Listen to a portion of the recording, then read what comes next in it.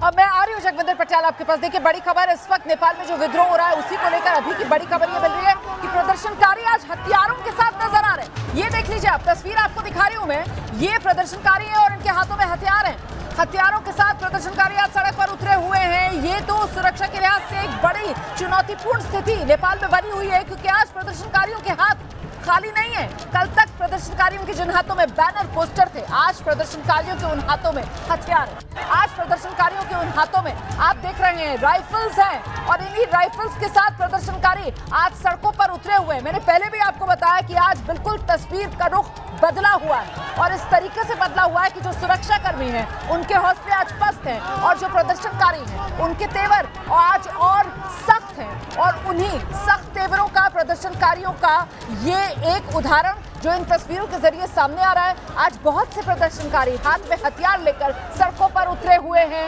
ये भयावह स्थिति नेपाल में बनती हुई नजर आ रही है। देखिए किस तरीके से ये हाथ में हथियार है, और इसी हथियार को लहराते हुए ये प्रदर्शनकारी नेपाल की सड़कों पर आगे बढ़ते हुए, दनदनाते हुए आगे बढ़ रहे हैं। किसी का डर इनको है नहीं, और ज्यादातर युवाओं की ये भीड़ है जिसको आप देख रहे हैं यहाँ पर। नाराजगी इनमें, कल जिस तरीके से आंदोलन को कुचला गया उसको लेकर इन्हीं के साथी थे, युवा थे, जिन्हें गोली मार दी गई, और कई को तो सिर में सीधे गोली मारी गई है।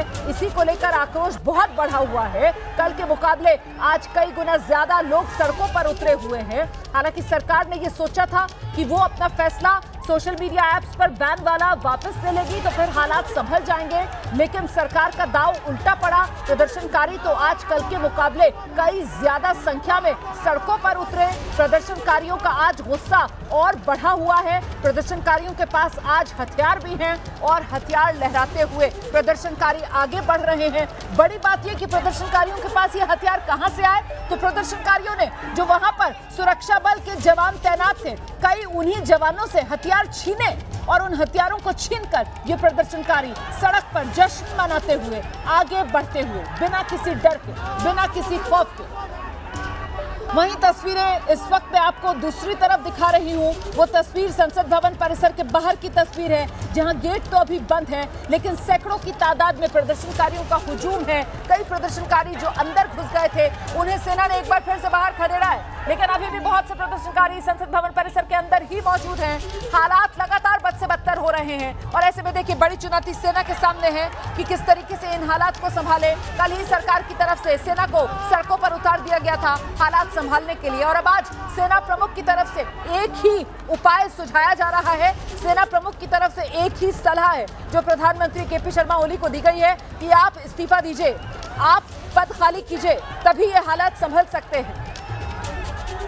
हम लगातार एबीपी न्यूज पर आपको नेपाल से जुड़ा हर अपडेट सबसे पहले पहुंचाने का काम कर रहे हैं। देखिए कैसे प्रदर्शनकारियों ने सुरक्षा बल में तैनात जवानों के हथियार छीन लिए हैं। उन हथियारों को लहराते हुए ये प्रदर्शनकारी आगे बढ़ते हुए, प्रदर्शनकारियों के हौसले बुलंद हैं। प्रदर्शनकारी आज पीछे नहीं हटेंगे, प्रदर्शनकारी आज किसी से नहीं डरेंगे। इसी अंदाज में प्रदर्शनकारी आगे बढ़ रहे हैं। प्रदर्शनकारियों के सामने आज जो सुरक्षाकर्मी है वो पूरी तरीके से पस्त नजर आ रहे हैं।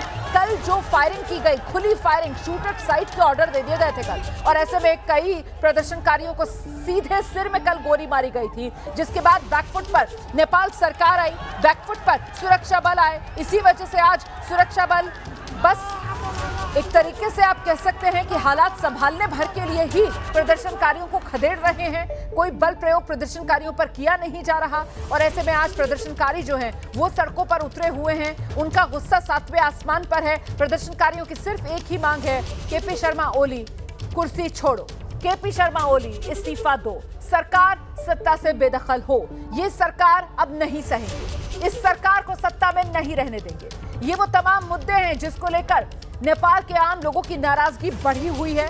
मुद्दा भ्रष्टाचार का, मुद्दा भाई भतीजावाद का, मुद्दा बेरोजगारी का, और मुद्दा अपने देश के लोगों की फिक्र ना करके दूसरे देश के हाथों कठपुतली बनकर उनके हित के फैसले लेने का। ये वो तमाम मुद्दे जिसको लेकर नेपाल के आम लोगों में नाराजगी। देखिए आज की तस्वीरें हैं, देखिए किस तरीके से प्रदर्शनकारी सड़क पर नजर आ रहे हैं। हर तरफ से हुड़दंग की तस्वीरें सामने आ रही हैं।